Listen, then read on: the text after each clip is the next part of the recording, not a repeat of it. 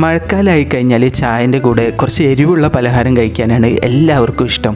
ഉഴുന്നുവട, പരിപ്പുവടയാണ് അതിൽ കേമന്മാർ. എന്നാലും ഒട്ടും കേമത്വം കുറക്കാതെ നമ്മുടെ ഉള്ളിവടയുണ്ട് അതിൻ്റെ കൂടെ തന്നെ. അപ്പോൾ ഉള്ളിവട എങ്ങനെ ഉണ്ടാക്കുന്നത് നോക്കാം. അതിനായിട്ട് നമുക്ക് സവാള ഇതുപോലെ ഒന്ന് തിരുമ്മിയെടുത്ത് അതിലോട്ട് ഇഞ്ചി, പച്ചമുളക് അരിഞ്ഞത് കൂടി ആഡ് ചെയ്ത് അതിൻ്റെ കൂടെ നമുക്ക് മല്ലിയില, കറിവേപ്പില ഇതുപോലെ ഒന്ന് നുറുക്കിയെടുത്ത് ആഡ് ചെയ്ത് കൊടുക്കുക.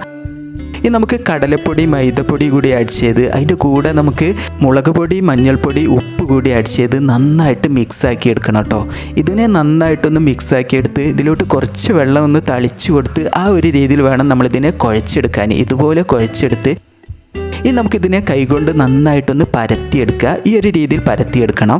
എന്നിട്ട് നമുക്കിതിനെ എണ്ണയിലോട്ടിട്ട് നല്ല രീതിയിൽ ഫ്രൈ ചെയ്തെടുക്കുക. തിരിച്ചും മറിച്ചും ഇട്ട് കൊടുത്ത് നന്നായിട്ട് ഫ്രൈ ചെയ്ത് സെർവ് ചെയ്യാം. മഴക്കാലത്ത് കട്ടൻ ചായൻ്റെ കൂടെ കഴിക്കാനായിട്ട് നല്ല ടേസ്റ്റാണ് കേട്ടോ. അപ്പോൾ ഇതുപോലെയുള്ള നാടൻ വെറൈറ്റിക്കായിട്ട് എൻ്റെ ചാനൽ ഫോളോ ചെയ്യാനായിട്ട് മറക്കല്ലേ.